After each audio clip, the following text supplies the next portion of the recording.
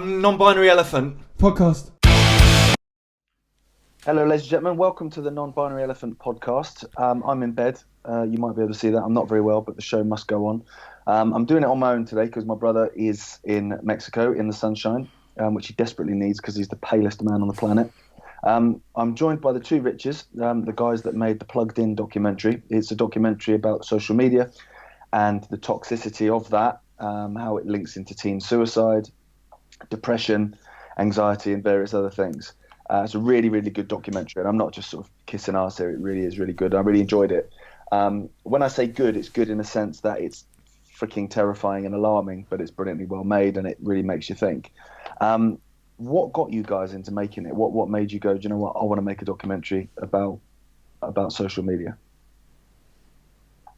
Well, we started chatting a couple of years ago, didn't we, Rich? Yeah. Maybe a year and a half, and I did a podcast for you on your channel, and that started the conversation, didn't it? So my background is a self-defense instructor and as a nightclub doorman first, before I was ever a life coach, and then I started talking about personality disorders. And Rich had an experience with a girl. What did you say you thought she was, Rich? BPD? She told me that she was diagnosed borderline personality disorder, but then again, you're getting it from someone with borderline personality disorder, so what do you believe? But she showed all the traits of it, put it that way. It's probably true. Borderlines will usually just say, like, I got this diagnosis. So yeah, we started that conversation. We thought about doing a documentary together, and we wanted to look at originally childhood trauma, particularly complex post-traumatic stress. And that was the original concept, because we particularly wanted to look at, like, why are there spiraling rates of suicide amongst adolescents, and why is there so many mental health issues? We thought that would be the road to go down. And then as we started to talk about it and explore it, we opened the door to looking at the possibility that social media could be a cause, which, when we came across that, I actually thought that was bullshit. I didn't think that was a real problem at all. No, I was going to say then, in the trailer you actually say that you went in with a certain mindset, which was it was probably fear mongering.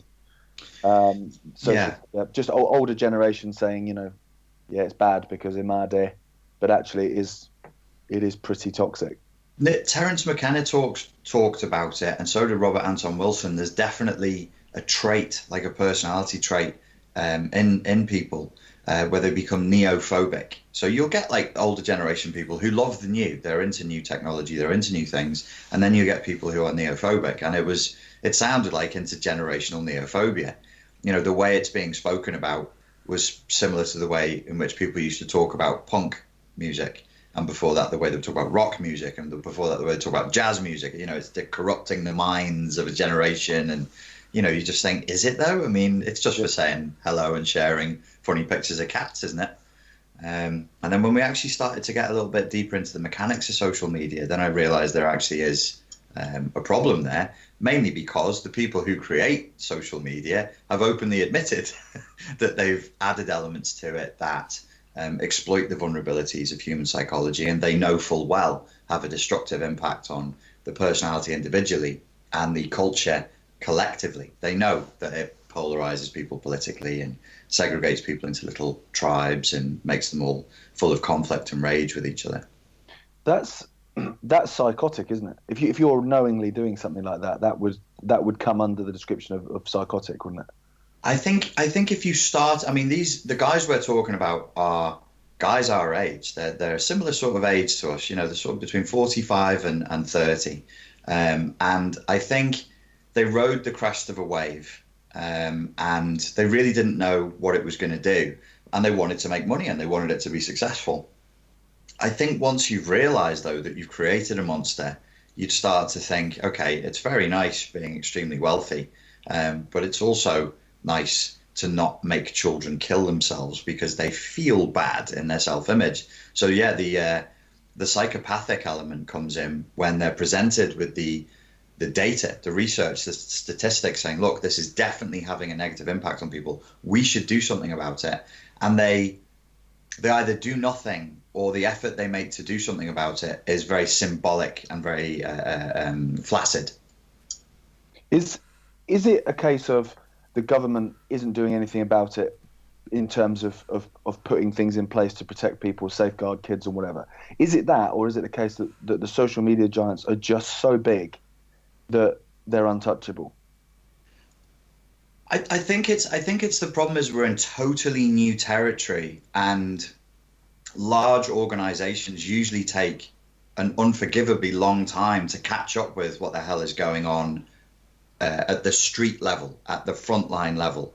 And I think the government doesn't know what to do, and the social media giants are making their money. So the big Titanic ship that they're sailing is sailing in the right direction as far as the shareholders are concerned, and as far as the game of capitalism is concerned, because the game of capitalism is won by points, and the points are called money, and they're making tons of money. So why stop? Government doesn't know what to do, and nobody's sort of taking control of it and saying, okay, this is bad. If the three of us started selling a new made-at-home drug on the streets of Derby, and it was having the same impact on a fraction of the number of children, they'd lock us up straight away because they know what to do. They can identify it. But with big corporations, they don't really know what to do. There's international law. There's the fact that taking on huge corporations like that is always going to be a mind-bendingly difficult and money-sucking exercise. But at the end of the day, in my humble opinion, if you as a governmental body want to lay claim to the right to have the power to arrest people for crime, it behooves you to apply that rule of law to the little fish as you would to the big fish. Otherwise, you lose the right to apply that rule of law to me. So if I'm selling drugs on the streets of Derby and you lock me up and I go, hang on, you know, there's Facebook that you allow to operate within your national borders that's causing kids to commit suicide. Why don't you have you arrested anyone? Have you begun the process of looking at the possibility of arresting anybody? And the answer, of course, would be no. The point I'm making is a little facetious, but I think you can say it in that way. If there is law, there is law. I think also, and you'll correct me if I'm wrong in terms of people that you spoke to whilst making the documentary, is there almost like a bit of, yeah, it's bad, isn't it? Anyway, what's on telly attitude towards that? Because I speak to people and I don't think I've ever had a conversation with anyone, whether it be in the pub or at the football or wherever, where you talk about social media and you say, you know, I think it's pretty bad and it's pretty dangerous. I've never had someone go, rubbish, I think it's brilliant. They all kind of agree and know that actually there is a real negative part of it. Yeah. But what are you going to do about it is sort of the attitude. Is that something you come across as well? I think that is the inculcated apathy that actually social media fosters. But you'll notice they don't have that lackadaisical attitude on the key subjects that have been encoded into the current agenda that people should get upset about. You say something about transgender or homosexuals or racism, and you'll get an impassioned emotional response. You say something about social media and you get the apathetic response. And I just go, that's just programming. They're programmed to respond with emotion and motivation. I feel very strongly that white privilege is the thing that holds back minorities in this. And you're like, whoa, okay, all right. So there's a lot of feeling there. What about this thing that you use, that I use, that everybody uses, that makes kids want to kill themselves and that fractures culture? Yeah, well, you know, we know it's not right, but I think that's pure conditioning. On that one point, I'm an absolute conspiracy theorist. I think that is an absolutely pre-programmed agenda. There are things we're supposed to feel upset about, and we're allowed to spunk out our emotional energy on that. And there are things that you're supposed to feel apathetic about, and it doesn't matter. Sorry, Richard. Spaff out the emotional energy. I know, like, because I'm looking at you, and the minute you said spunk out, I just saw him giggle, which is great. I'm 38. I'll get there one day. That's our professional relationship is based on making each other giggle over nothing, over things that 12-year-olds would think were immature. Yeah.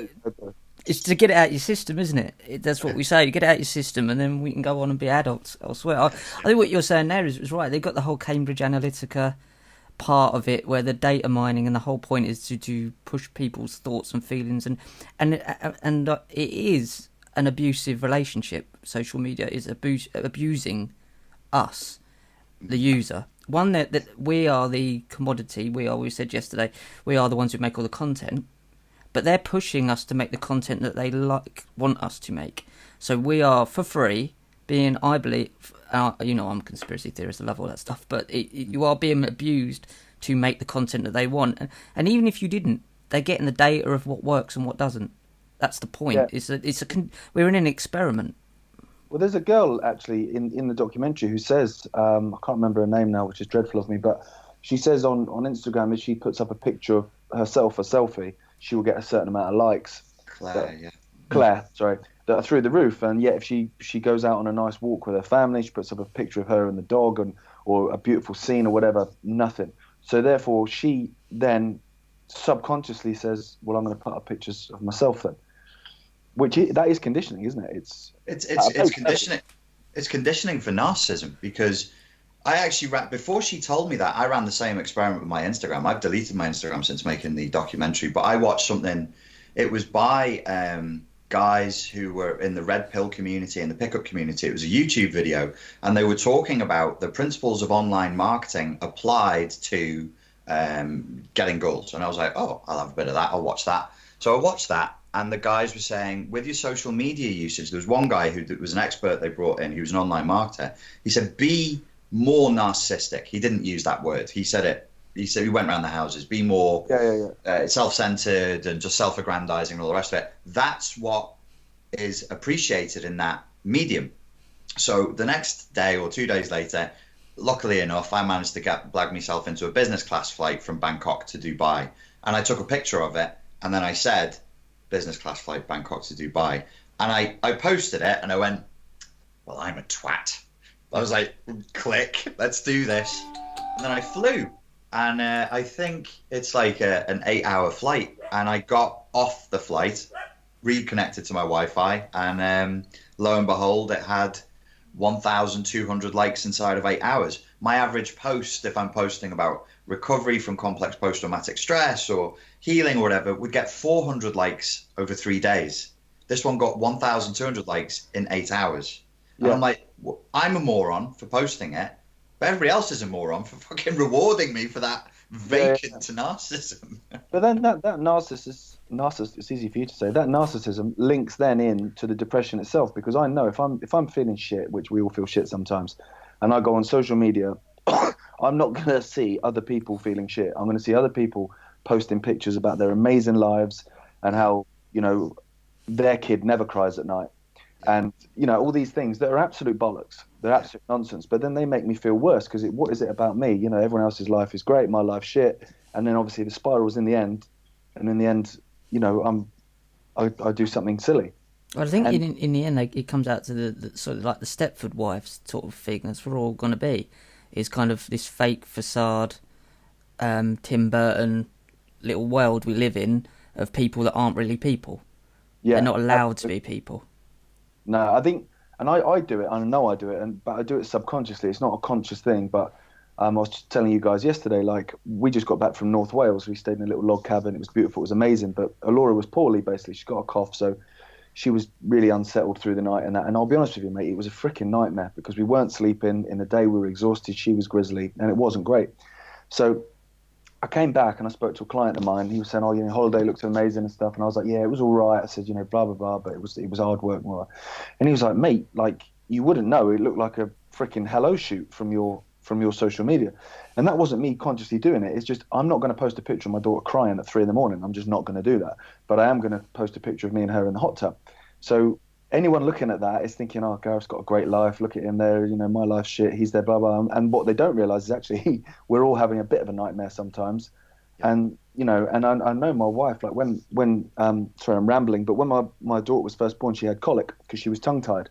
And it was honestly 7 weeks of it was like the end of the world. And my wife's really honest, so brutally honest when it comes to me. But she was perhaps too honest, I think, is the implication. Probably, yeah. Turn it down, love. She was posting. It's cold. She was posting on social media saying like, "This is what's happening. This is a nightmare," and basically trying to get advice off of other mothers and whatever. And she got messages from people going, "I don't know how you're doing that. Like, I couldn't be as honest as you are being. Like, I couldn't post that." It's almost like we're conditioned to think, I'm having a real shit time, but I don't talk about it. Don't talk about it. When all we need to do is talk about it. Well, what you're talking about that one key issue.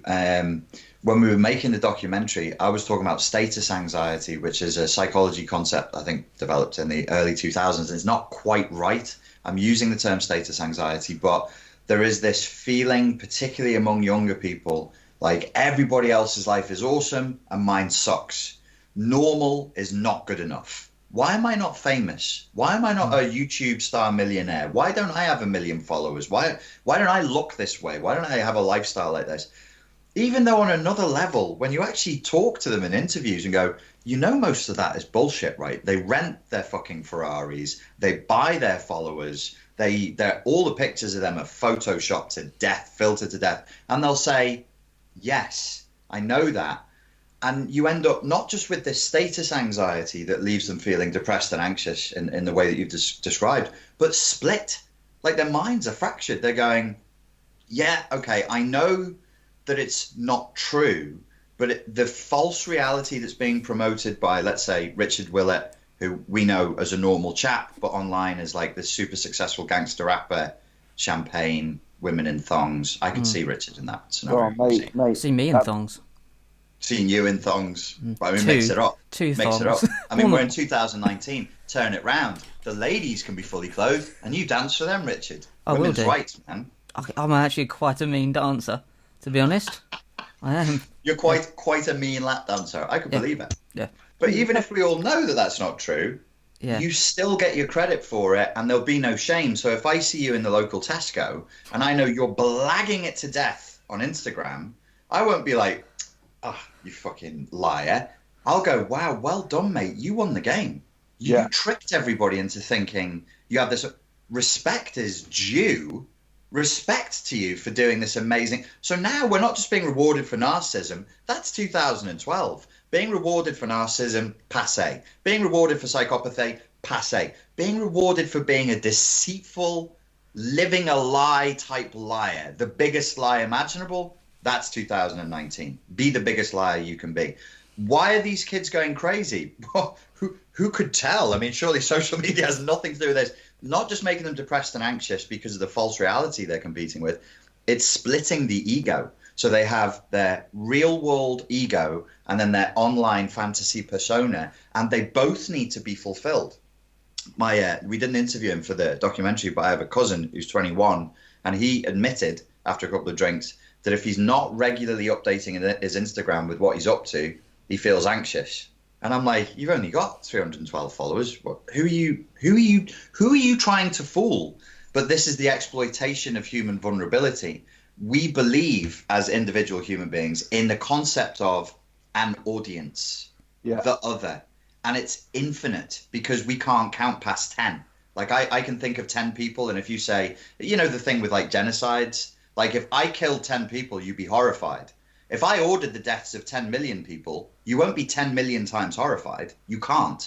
There's a limit to human, like we can't figure it out. In fact, you probably have a more neutral feeling. If I ordered the death of 10 million people, you'd be like, gosh, that's terrible. But if I physically kill 10, you'd be like, you're a piece of shit. So we don't have the software to actually conceptualize 300 humans are looking at me, or 30,000 or 300,000 humans looking at me. Someone is looking at me. And to the brain, it's the same deal. And that's what, you know, it further enforces the anxiety of like, I have to do something. I have to be seen. I have to make a spectacle of myself or else I cease to exist.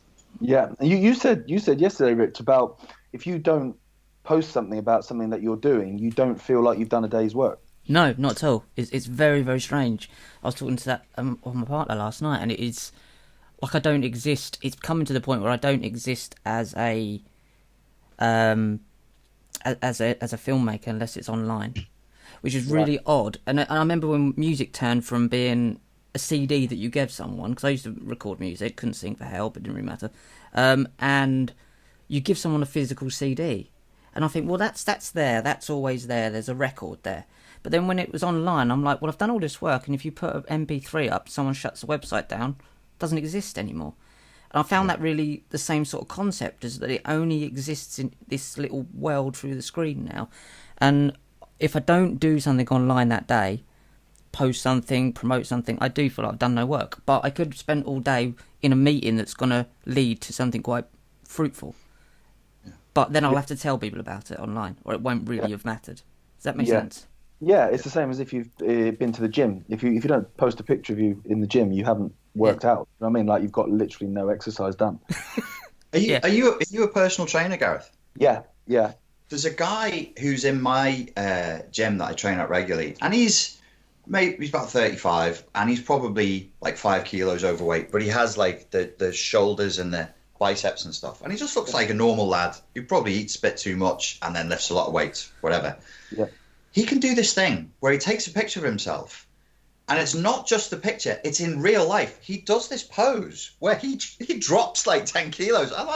I've seen him do it 3 times. I'm like, is he like saying magic words? Is he like going abracadabra and then he looks totally different. He's mastered this. He's got this pose he can do where he just changes the shape of his body, and then he stops and he goes, and he's just back to a normal lad. That's a good point, though, isn't it?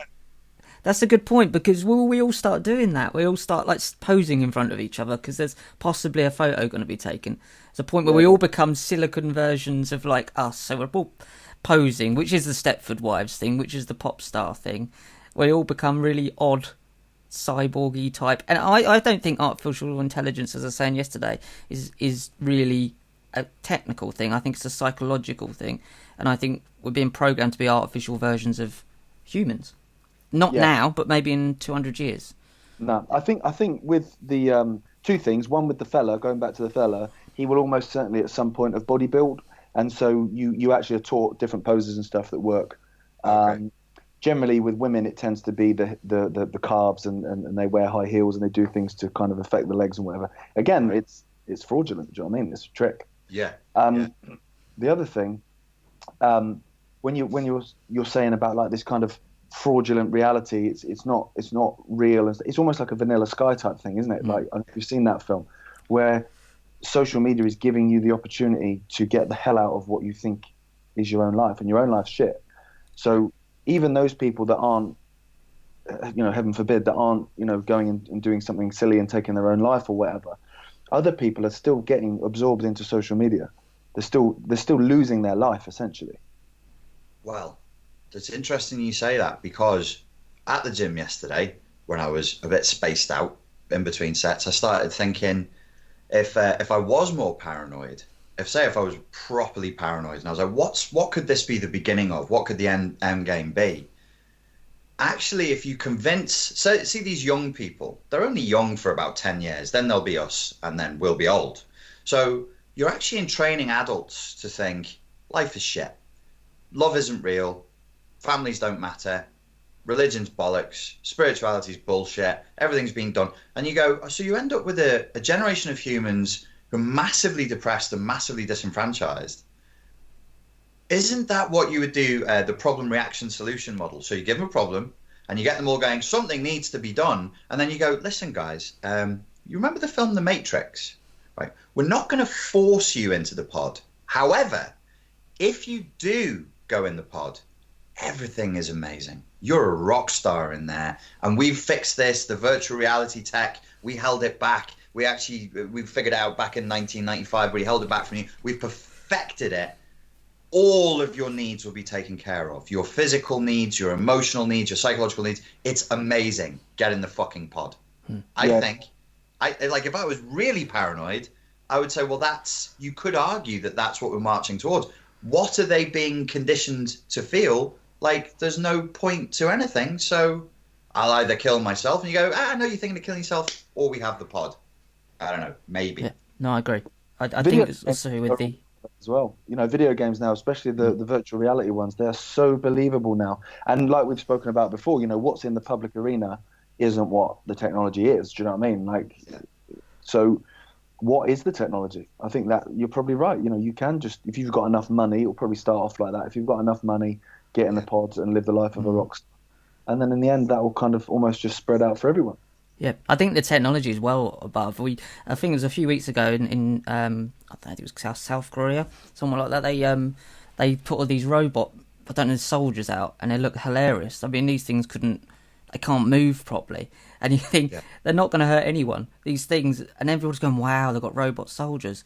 I'm thinking they look like tin men, and they move like this, and it's like, well, yeah, if it shoots me, I'm dead, but I can go around a corner or downstairs. It's like Daleks. And you think, that's not the technology. You can put a man in the moon and you can probably time travel now. That's not the technology. That guy can't move in that suit if it's a man in there, or if it's a robot. The robot can't bloody move. There's technology. Listen, there's absolutely no need for robot soldiers. The technology for robot soldiers is flesh and blood. It's humans, and we know that for a very long time they've been in test tube situations. They've been developing the right kind of DNA that would make perfect soldiers. I think that's totally passé. Robot soldiers is a distraction. They'll be flesh and blood, and you will be able to get them to do whatever you need them to do.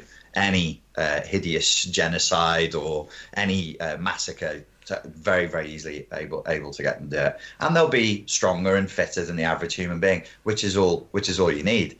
On that point of technology not being revealed, I personally don't believe that the machine guns we use today is the best end of weaponry that we got. The machine guns we use today is based on technology from 1925. The planes that you and I fly in commercially is based on technology from 1935. No more developments. It just stopped. Weaponry and transport stopped in its development. Get the fuck out of here. There's just no way. I was like that there's just no way. I got the plane to you, Manchester. I went out onto the driveway and I looked at it and I thought, there's no fucking way that thing's staying in the air. That is ridiculous. It's got like sellotape around the back of it. I was like, there must be more technology than that. When you fly from Norwich to Liverpool, you fly, is it a 12-seater or an 18-seater? It's like an 18-seater. It was awful. Got a free can of Coke though. Yeah, well, that's a bonus. That's what I thought. But just going back to the film. Yeah. We spoke yesterday, and you mentioned the fact that you are doing a follow-up of the film. Will you be using the same people that you spoke to the first time round, and almost kind of coming back to them, seeing how they've developed as a result of the knowledge, or whether they're so in the game that they've just nothing's changed? We have different options for that. We'll definitely be using the same young people again because they were nice, easy to work with, they're intelligent, and they made an effort. There's different avenues we could go down. I could double down on the demands that we make of them. There's a psychology experiment that was just done out of a university in America. Sam Vaknin drew my attention to it, Richard. They've copied the experiment. Have you seen that? What, our experiment? One month, yeah, exactly. 1 month without any social media, and then report how you feel. Really? But they paid them all $100, and they did it with students, which is what we did. We did it with students. So we could do that again and pay people and go, look, this time, because we did a light version where you could use social media if you needed to. We could do a stronger version and give them more money. Maybe we could look at doing that. There's other different avenues that I'd like to explore, and I want to keep the development of the project as organic as possible, like a conversation. So if people are like, we want to talk about this, we'll follow that up and do that. Sam Vaknin was a critical component in the development of the last one, and I think he'll be a critical component in the development of the future ones because, well, he's dead clever and he reads a lot more than either of us do, and he keeps on top of these things. So we'll be looking at where he's pointing at with that. To the Sam Vaknin point where Richard was saying before, he doesn't feel like the work has been done unless somebody acknowledges it.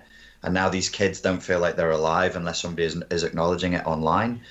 Sam has developed this idea around narcissism, religion, and artificial intelligence, whereby social media is permitting us all to become individualized gods, like a little version of God through social media, with all of the psychopathy and narcissism of an Old Testament Yahweh. And I've heard that. I'm like, with a lot of things that Sam says to me, I'm like, well, that's blown my mind. It's probably going to take me about 2 months to work through that. As a sideline thing, what I like to do, I'm very, very into religion, especially the Abrahamic religions, and looking at the history of them. So last night I had a bit of insomnia. So to get myself off to sleep, I'm looking at people who've studied Abrahamic religion. And lo and behold, I fall across a line of study that looks at how obsessed the Abrahamic God was with being seen. He's constantly demanding that people bear witness. The word witness is used again and again and again in the Bible. The Gospels, that we have are actually witness testimonies. I saw this. He did this. It definitely happened.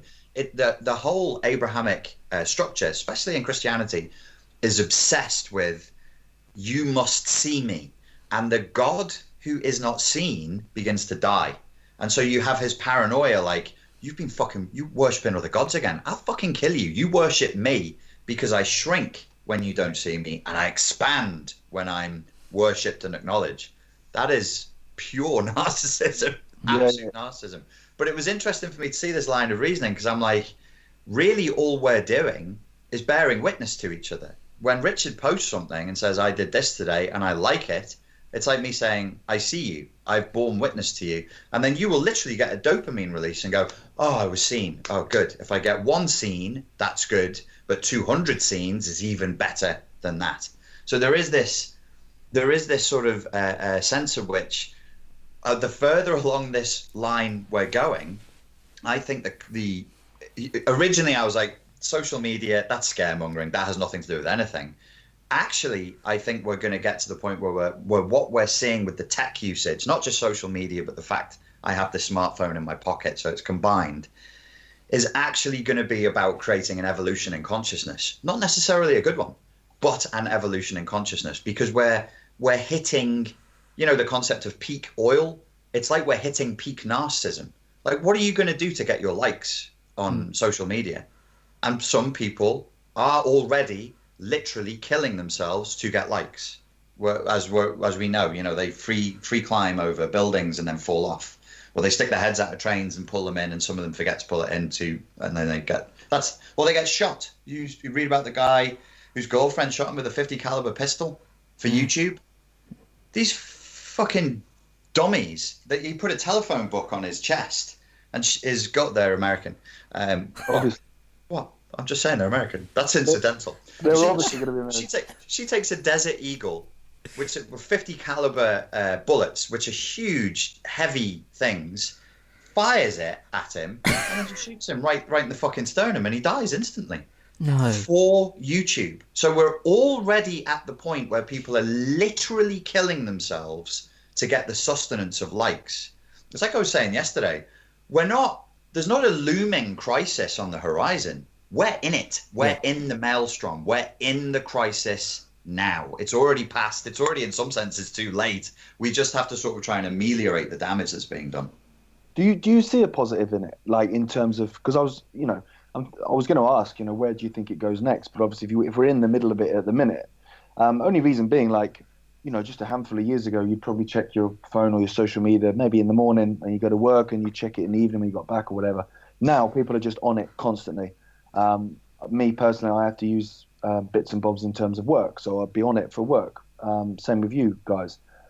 So there is no escape anymore. It's constant, isn't it? It's with you all the time. Everything you talk about, everything you search is picked up, and then adverts are put in place. And like you were saying yesterday about people are searching suicide out of interest because they might be contemplating it, and then the algorithms pick that up and then just throw that at them, suicidal posts and groups and discussions that are promoting suicide. So you've got a suicidal person and all the algorithms going, oh yeah, you want more suicide? Well, obviously in the end it's going to tip them over the edge, isn't it? Yeah. I actually ran that experiment last night after we spoke. I won't show you the images here. So what I did, I re-downloaded Instagram. I jumped on it with a fresh account, totally beginner account. And I was like, okay, I want Instagram to show me messages about bulimia, anorexia, and suicide. So I started following the tags. Now, to Instagram's limited credit, with certain tags, hashtags, they are now saying, okay, you're trying to follow hashtag depression. Do you need help? If yes, click here for support. If you're okay seeing these images, click through and see the images. First of all, Instagram asked, are you 18? And I went, yes. There's no fucking way of knowing if I'm 18. Then it said, are you okay with seeing these images? And you know what effort it took? It took my thumb going like this, and then I get to see the images. Inside of 5 to 7 minutes, I'm faced with this collage of the most disturbing, disgusting, really, like, I felt sick. and I've been working as a counselor since I was 22. I started in the probation service.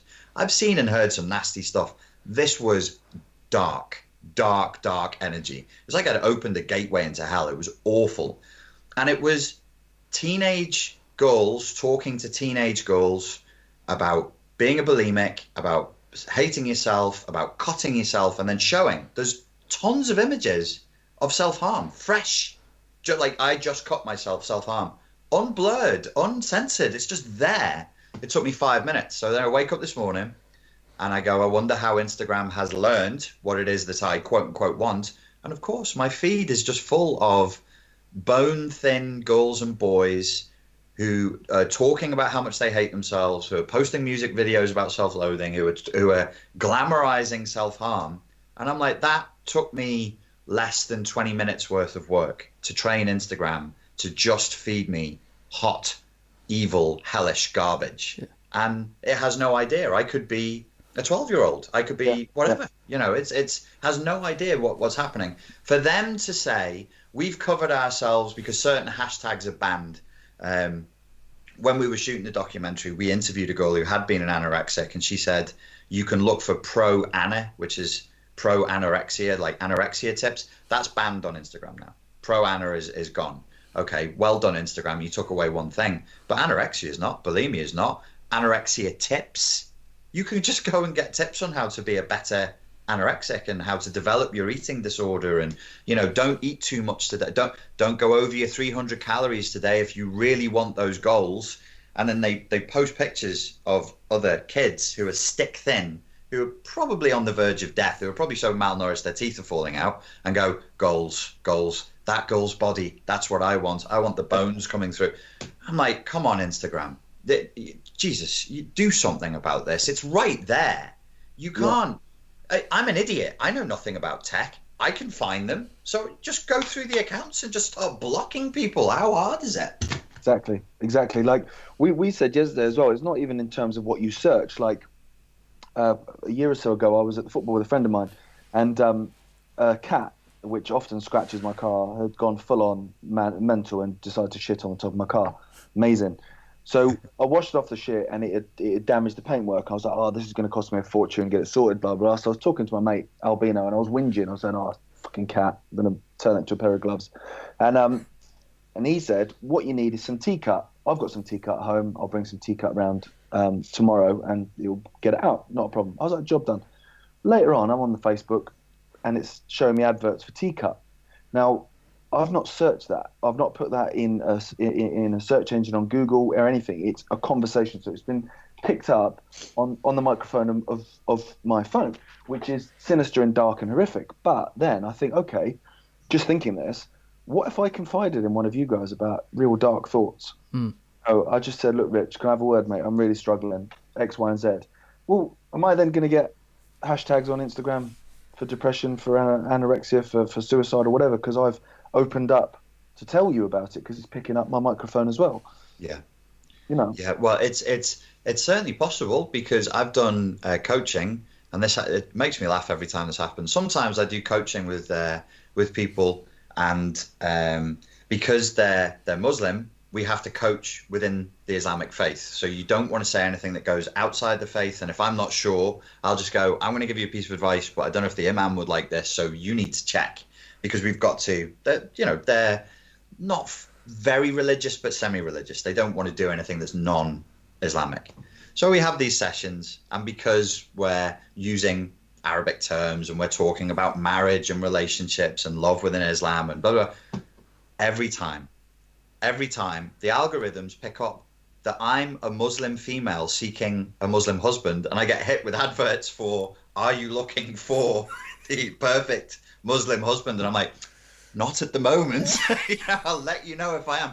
Every time that happens. Now, these are intimate conversations, quite sensitive material. That this thing doesn't care how sensitive it is. It just goes, oh, there's a possibility to sell you something, because it's selling me like memberships to Islamic dating sites, marriage sites.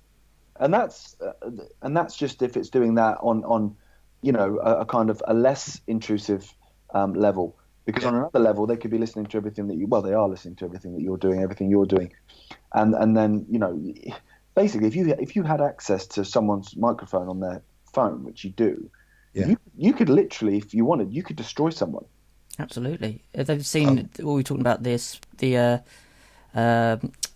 Internet of Things yesterday, weren't we? And the fact that your, for some reason, your washing machine and your fridge have got microphones in them. There's transmitters in them to be connected to your to the Internet of Things. So when you get your smart meter, they can tell how much you're using. So, and now I've had a friend do this, and he goes, "Yeah, well then I know how much electricity I'm using." I go, "Yeah, but you don't know," because it happened to me in a different way. When the old pound ones you put in, and the guy came around and cranked it up, so the pound would only last 10% of what it used to last. That they can put that up, so they're controlling how much you use, so they can use that against you. So they'll know you use your fridge too many times, so they'll bung it up. But the fact is, they know where you are all the time. It's bizarre. What? But point back to that point is they can hear you through. If this is true, and it seems to be, they can hear you through your fridge. They can hear you through your washing machine. All my kinky sexual role play has already been filed with MI5. So if I step out of line, they'll be like, "We're just going to release these audio files." Yeah. You can never believe what he was doing in front of his fridge. But that's the thing, though. You're right. You do have absolutely access to absolutely everything. Yeah. And I think it's funny in terms of social media, because if you said to me, say, okay, every single day you need to send an email to MI5, say, you need to tell them where you went today, who you went there with, who you spoke to, and what you had for food, okay? I'd go, fuck off, mate, you're having a fucking laugh. But that's fine, because they just have to have a look on your Instagram or on your Facebook or on your Twitter. Oh, he went there and he had that cream cheese bagel. Yeah. Do you know what I mean? It's bizarre. Then you think, how do people get away with like murders? Because you're tracked everywhere, so they must be being allowed to get away with it.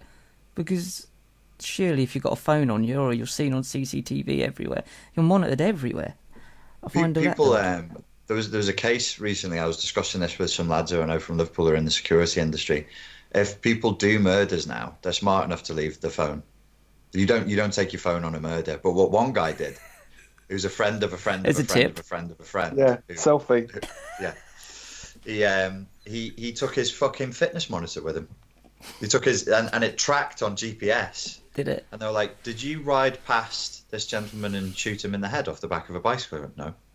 But your fucking Fitbit says that you were right there at 10:18, which just happened to be the moment at which he got clipped. Were you not there? He was like, "No, that wasn't me." So even your fitness stuff can monitor it, but people who know what they're doing, they won't take smartphones with them. But and they'll use burner phones. They'll use the dumb phones if they're ever going to. But you've got these in Sweden now. They're having chips put in them, and to get on trains. I can pay for my train fare because I've got a chip in my arm. Well, that's you done. It's really common there as well. I remember when I was in Sweden a couple of years ago with my dad. A fella came up at the end in the theatre. Real nice guy, to be fair, English guy, and he was working in Sweden. He was like, "This is what I've got," and it was in sort of that area, in there. And so when he arrives at work, he goes, "Boop," and then walks in. And like my old man was like, "What are you doing here?"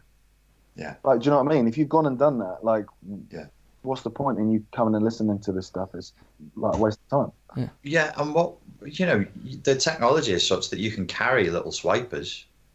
Like, are you that bothered about losing it? You just carry a thing. Or there's a guy I know in America, a mate of mine in America, he's trying to develop jewelry for it so that you could do it off a bracelet or something. You don't need it in your skin. That's a really weirdly submissive and masochistic life choice to make. Yeah, it is.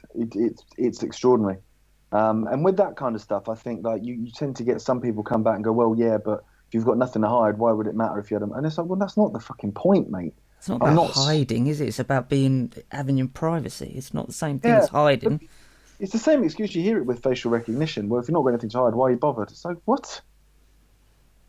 There must be certain personality traits. I'm not familiar with them, but the psychological profile of people who have that attitude is going to be similar, and there must be some trait that they're high in and another trait they're very low in, because they talk the same way, they tend to think the same way, and they tend to be very submissive to authority, which is nothing wrong with that. if the authority is trustworthy. But Yeah. when in human history has localized authority ever been trustworthy? It's always been exploited and abused.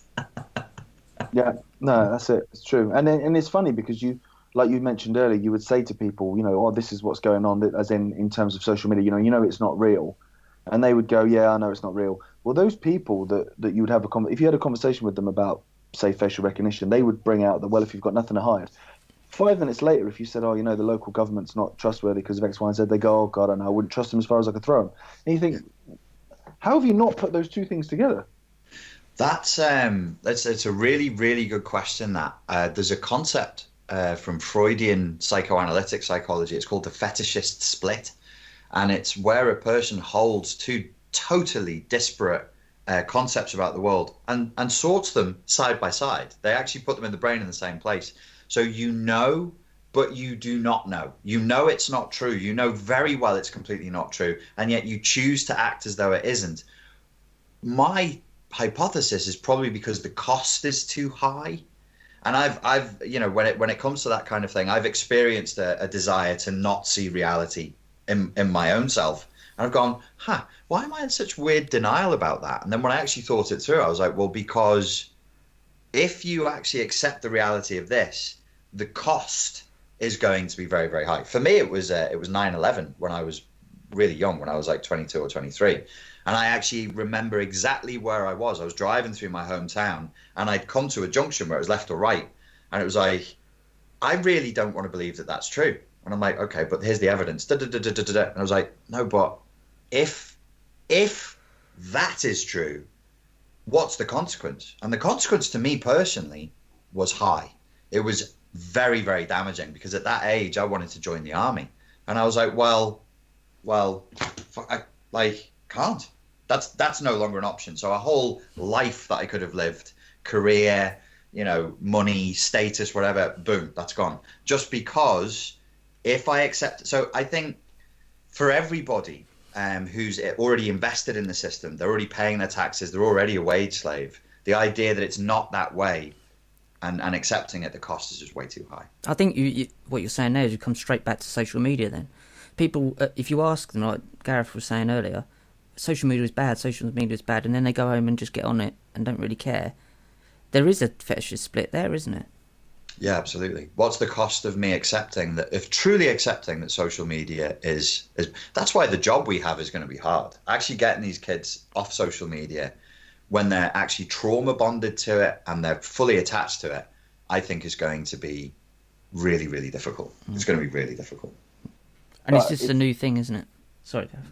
But it's a challenge that it's it's a powerful thing to do as well. If even if you just help one person, do you know what I mean? That's an achievement, isn't it? Do you get something from that? Like when you made the film and you're speaking to people, and because it is really interesting how they open up, and you can see almost with a couple of them how they almost feel like a weight's been lifted off their shoulders. And I know you're not doing it for the plaudits, but do you get some enjoyment out of that? We're just like, yeah, do you know what? This is great. Like, we're going to help people. Yeah, well, I think we both feel the same way about the end of the film, which was the conclusion that we sort of came to was that what people are craving is connection with other humans, and the machine is tricking you into thinking that that's where you get connection with other humans from, through a machine, which is a great trick. The devil's played a great trick there. Like, I want us to connect with other people. Well, just connect to the person on the bus next to you. No. That I won't get likes that way. I must go through the machine. So the hope is in convincing people that actually by connecting face to face in the real world, in flesh, with other humans, is going to give them way more enjoyment than the machine, which just keeps them addicted and keeps them hungry.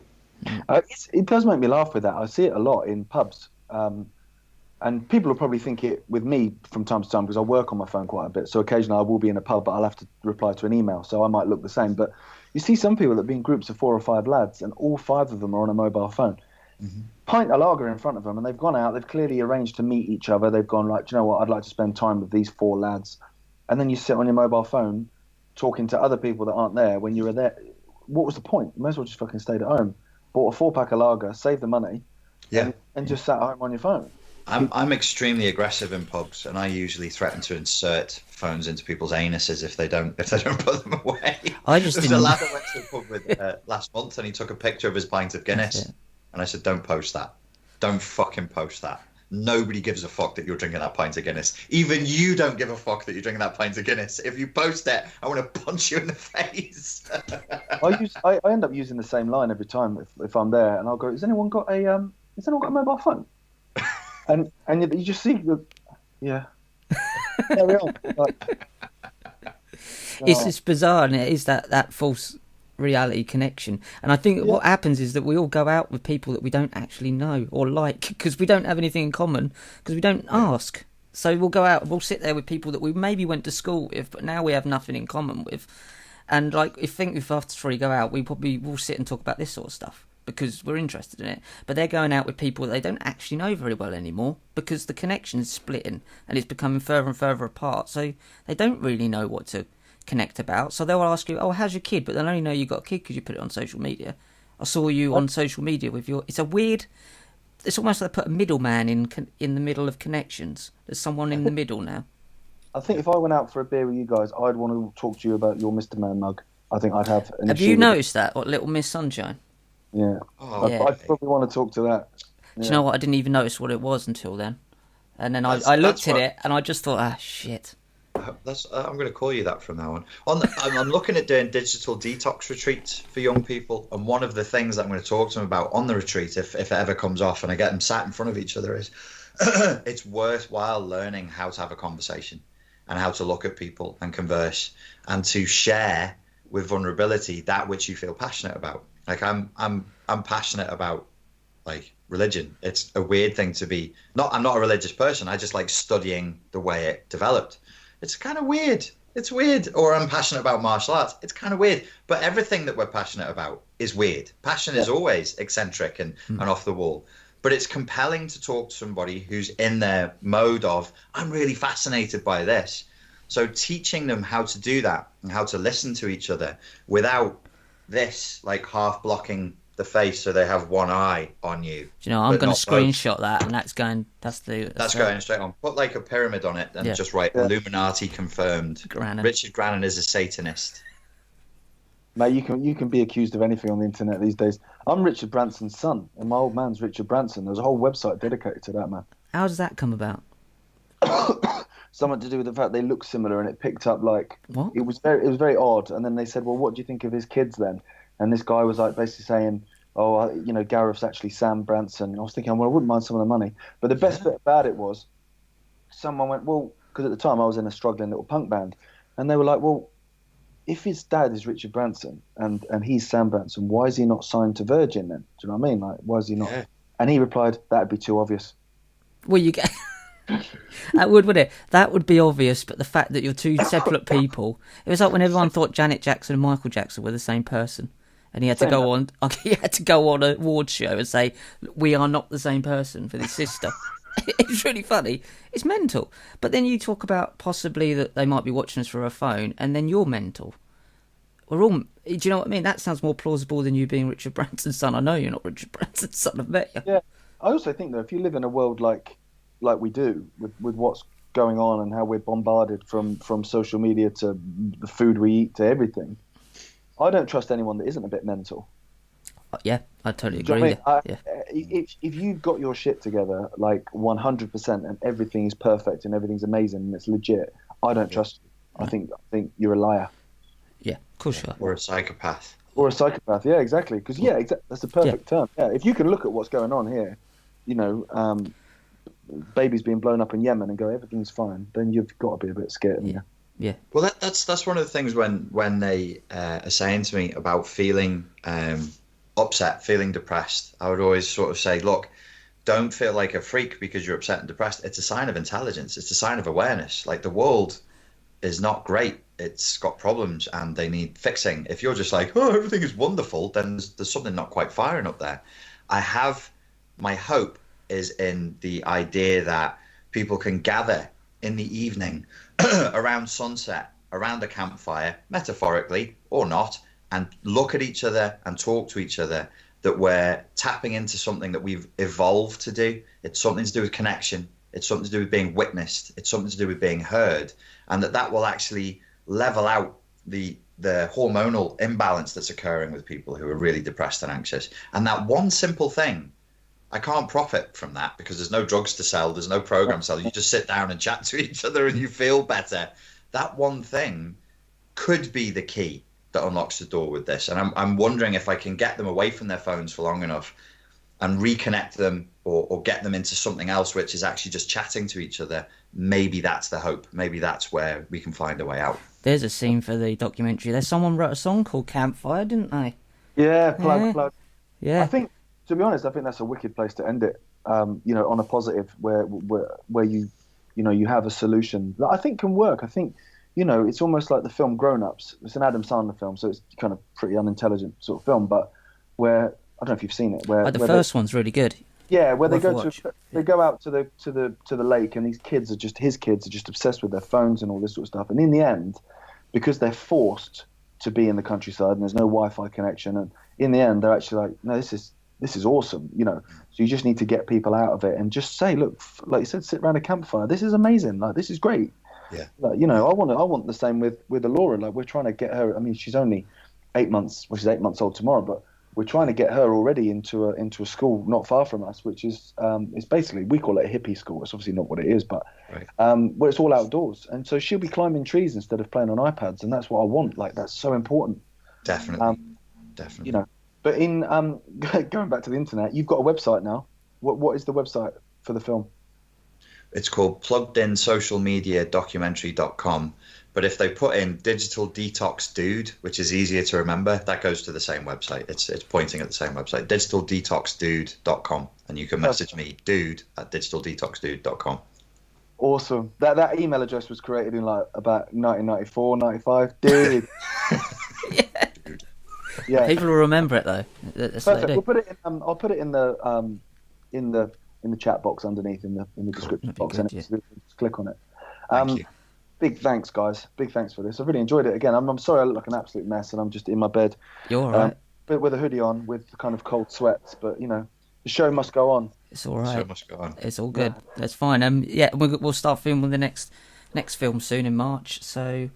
Well, let me know everything that you're doing, and we'll just keep plugging it as much as we can, because it's something that people need to see. Absolutely.